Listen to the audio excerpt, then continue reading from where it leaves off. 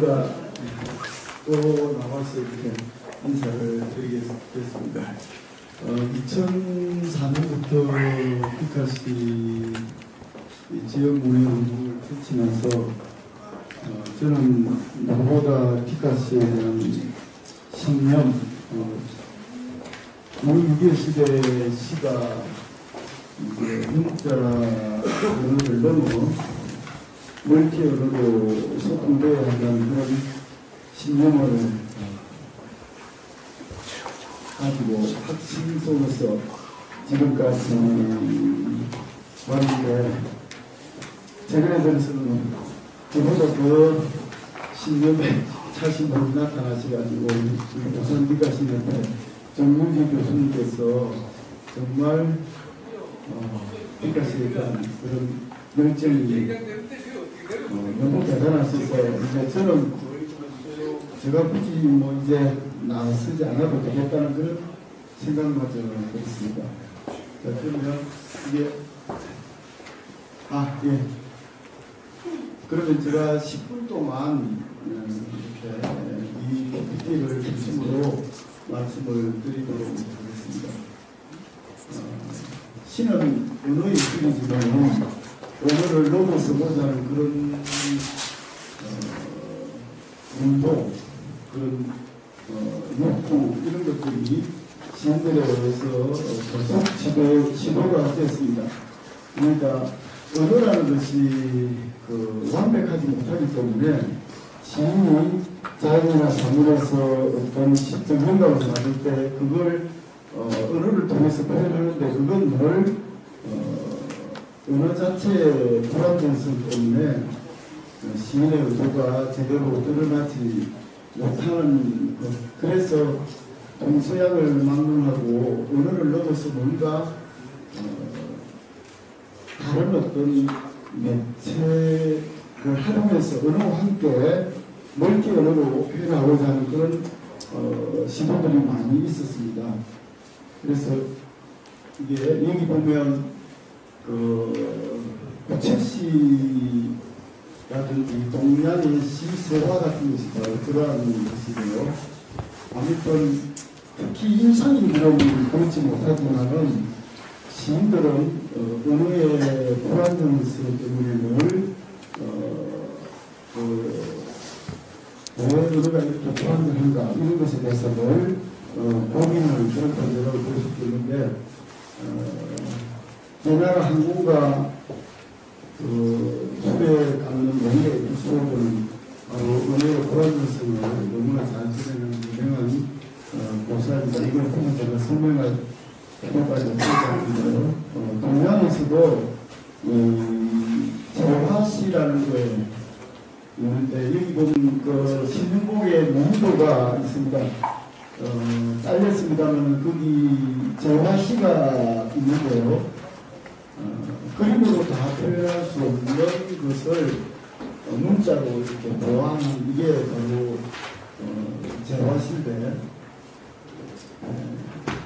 이런 동양 전통에서 그림으로만 표현하기에는 불안정하고, 그림도 불안정하고 또 언어도 불안정하고, 그래서 두 개를 융합해서 멀티 언어로 표현하고자 하는 그런 시도가 바로 동양 시학적 전통에서 재화시가 되겠습니다. 그런데 부채시 같은 경우는 이게 부채시가 되겠는데요. 이건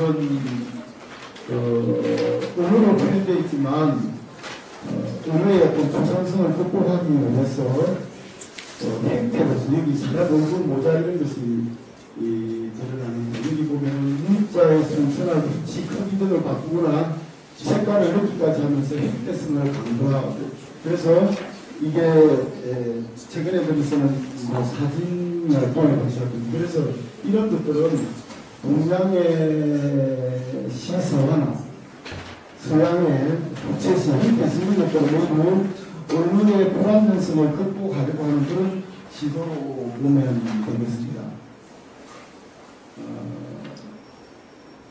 독일의 시인 브레이트가 1955년에 사진 시집을 출간해가지고 사진시라는 아마 그런 용어가 이 유명한 시인 브레이트부터 시작됐다고 해도 가능한데, 역시 브레이트가 사진 시집인 전쟁 교본을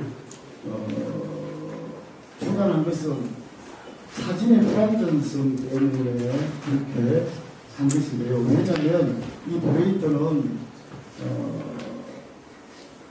신문이나 잡지에 사진이 있는데 그 사진이 제대로 전달되지 못한다는 겁니다. 그래서 정치적으로 왜곡되어서 잘못 메시지가 전달되는데 그걸 제대로 전달하기 위해서 사진을 대상으로 사행시를 쓴 것이죠. 그래서 사행시를 쓴 것은 사진의 의미를 보완하기 위해서 그랬다고 볼 수 있습니다. 그래서 이런 사례들을 볼 때도 사진이든 문자든 태아에서 당연한 것은 있겠지만 예술가들 입장에서는 자신의 의도가 제대로 드러나지 않기 때문에 사진이든 문자든 그건 불완전하다고 봅니다. 그래서 그 농앞에서 멀티 언어로 표현하면 좀 더 시인이 혹은 예술가가 표현하고자 하는 의도가 잘 전달될 것이라는 그런 측면에서 이런 시도들을 한 것이죠. 우리 한국에서도 황재호나 신혜진이나 아니면 이성학 교수 같은 분들이 사진시를 실험하기도 했습니다. 그러나 이런 시도들은 하나의 실험을 거치고 사진시가 하나의 장르로까지 대본적 도움을 받지는 못하는 것입니다. 그래서 이건 아날로그적인 어떤 그런 시험으로 볼 수 있겠습니다. 그래서 브레이트의 사진시나 한국에서 사진시라는 것들을 보면은 사진을 대상으로 시를 쓰는 겁니다. 사진을 대상으로. 그래서 브레이트의 시 같은 경우는 사진을 소재로 해서 짧게 사행시를 써서 사진과 문자를 하나의 텍스트로 해가지고 이제 사진시라고 사진시를 낸 것이죠.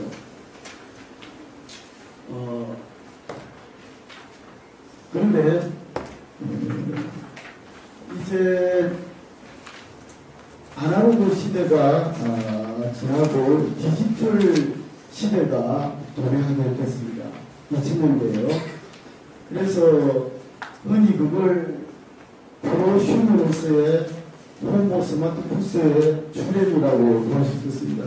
지금은 1인 미디어 시대인 것을 아시고 계실 것입니다. 누구나 손안에 컴퓨터인 스마트폰을 들고 다니면서 찍고 써서 SNS로 소통하는 그런 새로운 무미디어 시대가 열리게 됐습니다. 그래서 무미디어 시대가 한참 열리면서 언어의 불완전성을 넘어서고자 하는 그런 부채시나 시소와 같은 대화시 이런 것들은 영상교와 문자교의 멘트로서 그런 불안정성을 극복하고자 하는 새로운 시도로 드러난 것이 디카시다 그렇게 말할 수 있겠습니다. 프로슈머라는 것은 여러분 잘 아는 것처럼 생산자이면서 독자인 거죠. 요즘은 누구나 다 대학을 졸업하고 누구나 다 자기 생각을 사진을 찍고 쓰고 보안으로 표현하든지 페이스북을 하든지 누구나 다 있습니다. 많은 작가들입니다. 요즘은 작가와 독자의 경계가 그렇게 선명하지 못합니다. 80년대까지만 해도 농사적 전통이라는 게 있어가지고 작가는 엘리트들이고 독자들은 작가가 언어로 표현하는 그런 시대의 정신을 수용하는 그런 수동적인 독자가 있습니다만 요즘은 작가라 해서 존경받지도 못하고요. 독자로 해서 나는 수동적 독자로서 머물러 있으려고 하지도 않습니다. 요즘은 정보화 시대이기 때문에 누구나 다 그런 정보에 노출이 되어 있고 그래서 기존에처럼 계약 20년만 해도 이강수나 초원 같은 경우에 최고의 엘리트들이 문학을 통해서 뭔가 계약 개혁을 하려고 하던 그런 전통이 조선시대부터 있어 왔습니다. 그런 전통이 80년대까지 이어졌습니다만 80년대 그리고 디지털 시대가 되면서 완전히 무너지고 작가와 독자가 평등화되는 독자이면서 작가가 되는 많은 작가 시대가 열린 것입니다. 그래서 프로슈머로서 디지털 기기를 새로운 신체한 그 확장된 신체로 생각하고 늘 장착하고 다니면서 자유롭게 자기 생각을 표현하는 겁니다. 그래서 호모 스마트북스는 종이책을 읽기보다는 스마트폰으로 유흥민처럼 걸어다니면서 끊임없이 사용하고 자기 생각을 올려놓을 저도 그렇게 합니다. 저도 뭐 유흥민처럼 디지털로 만들어서 한국에도 있고 때로는 외국에도 가서 외국에 있어도 한국에 있는 것처럼 끊임없이 페이스북을 통해서 소통하고 그렇게 멀티언어로서 소통합니다. 저도 호모 스마트북스를 할 수 있고 여러분도 그렇습니다. 그래서 호모 스마트북스는 글자를 읽기보다 영상과 문자의 멀티언어로 소통하는 것이 일상적인 어떤 그런 새로운 패러다임 시대가 열리고 있습니다. 제가 빨리 진행해가 조금만 해야 하면 더 이제 끝마칠 수 있을 것 같은데요. 시간이 좀 길어가지고 지금 디카시라는 것은 그 공통문학이면서도 생활문학이라고 그러는데 왜 그렇게 이야기할 수 있느냐면은 앞에서 프로심으로서 누구나가 스마트폰을 가지고 자기 생각을 표현하는 그런 어떤 새로운 시대에 가장 적합한 것이 디카시라는 것입니다. 디카시는 기존의 사진시와 달리 디지털 환경 자체를 시쓰기의 도구로 활용해서 끊임없이 스마트폰 내장 디카로 어떤 영감이나 생각을 찍고 써서 SNS로 실시간 쌍방향 소통하는 이 디지털 정신이라는 것이 어떤 실시간 쌍방향성이고 디지털이라는 것은 멀티미디어성이거든요.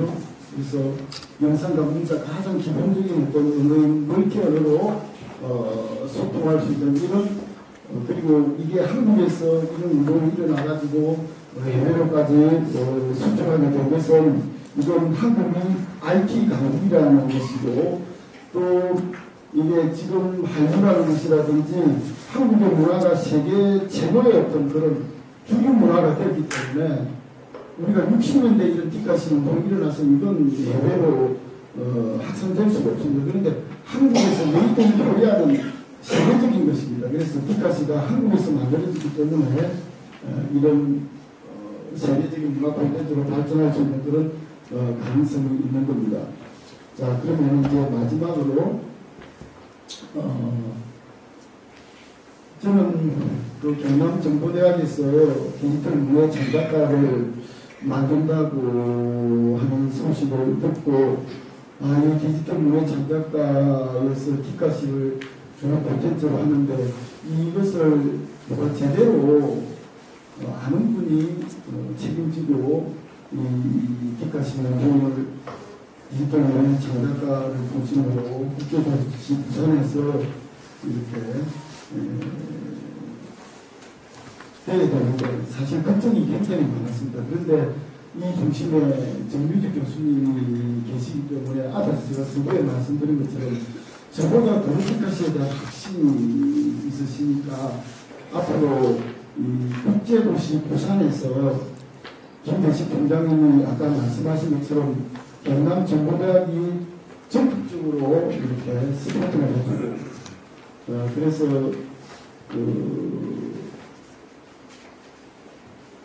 경남정보대학교 디지털 문화 창작가와 국제도시 부산 이런 것들이 협회해가지고 그리고 최근에 부산 디카시협회가 구성돼가지고 한국 디카시라는 이런 개간지를 이제 출간하게 되고 그게 중심이 돼가지고 생활문학의 본거지로서 글로벌 콘텐츠로 디카시를 국제도시 부산에서 이제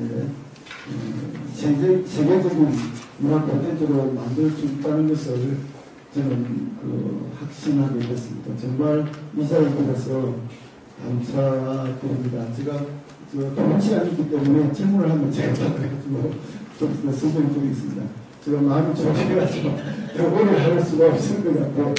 예, 예.